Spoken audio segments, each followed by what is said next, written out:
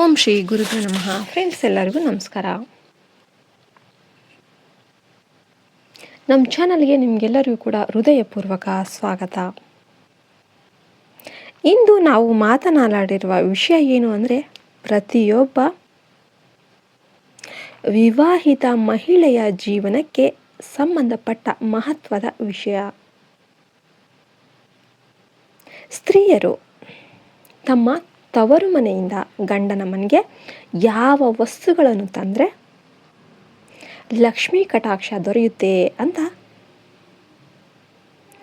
ಇದರಿಂದ ಎರಡು ಮನೆಗೂ ಕೂಡ ಏಳಿಗೆ ಆಗಬೇಕು ಅಂತ ಒಂದು ಸ್ವಂತ ಮನೆಯ ಕನಸು ನನಸಾಗುತ್ತೆ ಎಂಬ ಈ ಪಾರಂಪರಿಕ ಒಂದು ನಂಬಿಕೆಯ ಬಗ್ಗೆ ಇಂದಿನ ವಿಡಿಯೋದಲ್ಲಿ ನಾನು ಹೇಳ್ತಾ ಇದ್ದೇನೆ. ಸಂಪೂರ್ಣವಾಗಿ ನೀವು ವಿಡಿಯೋವನ್ನು ನೋಡಿ ಎಲ್ಲಿ ಕೂಡ ಸ್ಕಿಪ್ ಮಾಡಬೇಡಿ.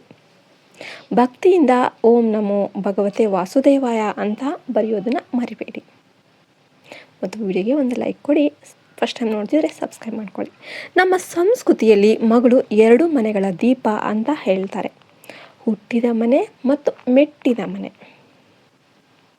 ಇವೆರಡರ ಏಳಿಗೆಗೂ ಕೂಡ ಅವಳ ಸಾನ್ನಿಧ್ಯ ಕಾರಣವಾಗಿರುತ್ತೆ. ಆದ್ದರಿಂದ ತವರು ಮನೆಯಿಂದ ಕೆಲವು ಶುಭ ವಸ್ತುಗಳನ್ನು ತೆಗೆದುಕೊಂಡು ಗಂಡನ ಮನೆಗೆ ಹೋದರೆ ಅದು ಐಶ್ವರ್ಯ ಮತ್ತು ಸೌಭಾಗ್ಯದ ಸಂಕೇತ ಅಂತ ಹಿರಿಯರು ನಂಬ್ತಾರೆ. ಮೊದಲನೆಯದಾಗಿ ಅರಿಶಿನ ಕುಂಕುಮ ಮತ್ತು ಗಾಜಿನ ಬಳೆಗಳು. ಅರಿಶಿನ ಶುದ್ಧತೆ ಮತ್ತು ಮಂಗಳದ ಸಂಕೇತ, ಕುಂಕುಮ ಸೌಭಾಗ್ಯದ ಸಂಕೇತ.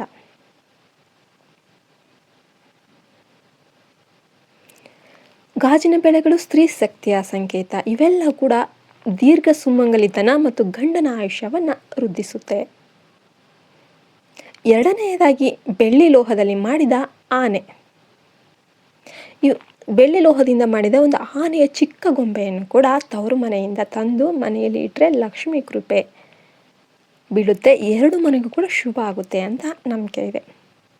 ಆನೆ ಗಣಪತಿಯ ಸಂಕೇತ, ವಿಘ್ನಗಳನ್ನು ದೂರ ಮಾಡಿ ಐಶ್ವರ್ಯವನ್ನು ಆಕರ್ಷಣೆ ಮಾಡುತ್ತೆ. ಮೂರನೆಯದಾಗಿ ಬೆಲ್ಲ.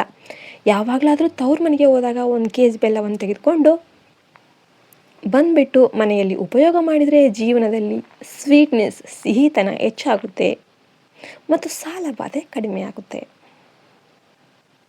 ಅಂತ ಪರಿಹಾರ ಶಾಸ್ತ್ರದಲ್ಲಿ ಹೇಳಲಾಗಿದೆ. ಬೆಲ್ಲ ಮಧುರತೆಯ ಪ್ರತೀಕ, ಕುಟುಂಬದಲ್ಲಿ ಸ್ನೇಹ ಮತ್ತು ಒಗ್ಗಟ್ಟನ್ನು ಹೆಚ್ಚಿಸುತ್ತೆ. ಇನ್ನೊಂದು ಪ್ರಮುಖ ಪರಿಹಾರ, ನೀವೇನಾದರೂ ಸ್ವಂತ ಮನೆ ತಗೋಬೇಕು ಅಂತ ಏನಾದರೂ ಅಂದ್ಕೊಂಡಿದ್ರೆ ಆ ಯೋಗಕ್ಕಾಗಿ ತವರು ಮನೆಯಿಂದ ಒಂದು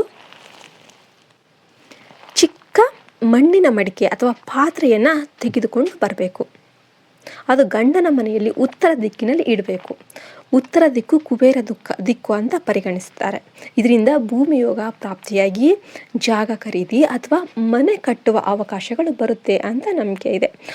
ಹಾಗೆಯೇ ತವರು ಮನೆಯವರು ಶುಕ್ರವಾರದಂದು ನವಿಲುಗರಿಯನ್ನು ಮಗಳಿಗೆ ನೀಡಿ ಕಳಿಸಿದರೆ ಅದೃಷ್ಟ ಮತ್ತು ಐಶ್ವರ್ಯ ವೃದ್ಧಿಯಾಗುತ್ತೆ ಅಂತ ಹೇಳಲಾಗುತ್ತೆ.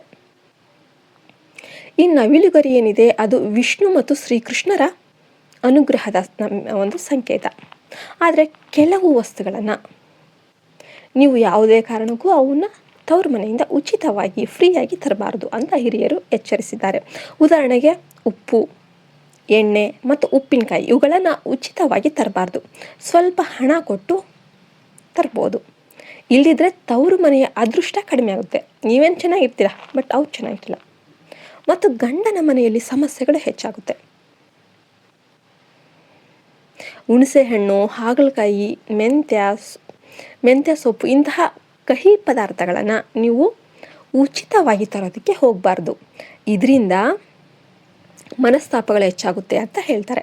ಕತ್ರಿ ಮತ್ತು ಇತರ ಚೂಪಾದ ವಸ್ತುಗಳೇನಿದೆ ಅವನ್ನ ತರೋದಕ್ಕೆ ಹೋಗಬಾರ್ದು. ಯಾಕೆಂದರೆ ಅದು ಸಂಬಂಧಗಳಲ್ಲಿ ಕಟುವಾದ ಪರಿಸ್ಥಿತಿಯನ್ನು ಉಂಟು ಮಾಡುತ್ತೆ. ಎಳ್ಳನ್ನು ಕೂಡ ತವರು ಮನೆಯಿಂದ ತರಬಾರ್ದು ಅಂತ ಹೇಳಲಾಗುತ್ತೆ. ಪೊರಕೆಯನ್ನು ಲಕ್ಷ್ಮೀ ಸ್ವರೂಪ ಅಂತ ಕರೀತಾರೆ. ಆದ್ದರಿಂದ ಅದನ್ನು ಕೂಡ ತರೋದಕ್ಕೆ ಹೋಗಬಾರ್ದು. ಮದುವೆ ಶುಭ ಕಾರ್ಯ ಹೊರತುಪಡಿಸಿ ಮಂಚವನ್ನು ತವರು ಮನೆಯಿಂದ ಕೊಡಬಾರ್ದು, ತಗೋಬಾರ್ದು. ಹಾಗೆಯೇ ಶುಕ್ರವಾರ, ಮಂಗಳವಾರ ಮತ್ತು ಶನಿವಾರ ತವ್ರ ಮನೆಯಿಂದ ಗಂಡನ ಮನೆಗೆ ಅಥವಾ ಗಂಡನ ಮನೆಯಿಂದ ತವ್ರ ಮನೆಗೆ ಹೋಗೋದಕ್ಕೆ ಹೋಗಬಾರ್ದು ಅಂತ ಇನ್ನು ಕೆಲವರು ಹೇಳ್ತಾ ಇರ್ತಾರೆ. ಇವೆಲ್ಲ ಕೂಡ ನಮ್ಮ ಪಾರಂಪರಿಕ ನಂಬಿಕೆಗಳ ಒಂದು ಭಾಗವಾಗಿದ್ದು, ವೈಜ್ಞಾನಿಕ ದೃಢೀಕರಣ ಇಲ್ಲದೇ ಇದ್ದರೂ ಕೂಡ ಸಂಸ್ಕೃತಿಯ ಒಂದು ಅಂಗ ಅಂತಲೇ ಹೇಳ್ಬಹುದು. ಆದರೆ ಅತ್ಯಂತ ಮುಖ್ಯವಾದದ್ದು ಮನೆಗಳಲ್ಲಿ ಇವೆಲ್ಲಕ್ಕಿಂತ ಏನು ಇಂಪಾರ್ಟೆಂಟು? ಪ್ರೀತಿ, ಗೌರವ ಮತ್ತು ಒಗ್ಗಟ್ಟು ಇವೆಲ್ಲ ಇರಬೇಕು. ಸ್ತ್ರೀಯರ ಗೌರವ ಇರುವ ಮನೆಗಳಲ್ಲಿ ನಿಜವಾದ ಲಕ್ಷ್ಮಿ ವಾಸ ಮಾಡ್ತಾರೆ. ಮನಸ್ಸು ಶುದ್ಧವಾಗಿದ್ದು ಮಾತು ಮೃದುವಾಗಿದ್ದರೆ ಅದೇ ದೊಡ್ಡ ಪರಿಹಾರ. ಆದ್ದರಿಂದ ಯಾವುದೇ ಒಂದು ವಸ್ತುಗಳಿಗಿಂತ ಮುಖ್ಯವಾದದ್ದು ಒಳ್ಳೆಯ ಮನಸ್ಸು ಮತ್ತು ಪರಸ್ಪರ ಗೌರವ. ಈ ಮಾಹಿತಿ ನಿಮಗೆ ಉಪಯುಕ್ತ ಆಯಿತು ಅಂತ ನಾನು ಭಾವಿಸ್ತೇನೆ. ಉಪಯುಕ್ತ ಆಯಿತು, ವಿಡಿಯೋ ಇಷ್ಟ ಆಯಿತು ಅಂದರೆ ದಯವಿಟ್ಟು ಒಂದು ಲೈಕ್ ಕೊಡಿ, ನಿಮ್ಮ ಫ್ರೆಂಡ್ಸ್ ಆ್ಯಂಡ್ ಫ್ಯಾಮಿಲಿ ಜೊತೆ ಶೇರ್ ಮಾಡಿ. ಎಲ್ಲರೂ ಕೂಡ ಓಂ ನಮೋ ವಾಸುದೇವಾಯ ಅಂತ ಕಮೆಂಟ್ ಮಾಡಿ. ನಿಮ್ಮ ಮನೆ ಸದಾ ಸುಖ, ಶಾಂತಿ, ಐಶ್ವರ್ಯಗಳಿಂದ ತುಂಬಿಲ್ಲ ಅಂತ ನಾನು ವಿಡಿಯೋನ ಮುಗಿಸ್ತಾ ಇದ್ದೇನೆ. ಜೈ ಹಿಂದ್, ಜೈ ಭಾರತ್ ಮಾತೆ. ಹರಿ ಓಂ ತತ್ ಸತ್. ಸರ್ವೇ ಜನ ಸುಖಿನೋ ಭವಂತು. ಇಲ್ಲದಿದ್ದರೆ ತವರು ಮನೆಯ ಅದೃಷ್ಟ ಕಡಿಮೆ ಆಗುತ್ತೆ. ನೀವೇನು ಚೆನ್ನಾಗಿರ್ತೀರ, ಬಟ್ ಅವ್ರು ಚೆನ್ನಾಗಿರಲ್ಲ. ಮತ್ತು ಗಂಡನ ಮನೆಯಲ್ಲಿ ಸಮಸ್ಯೆಗಳು ಹೆಚ್ಚಾಗುತ್ತೆ.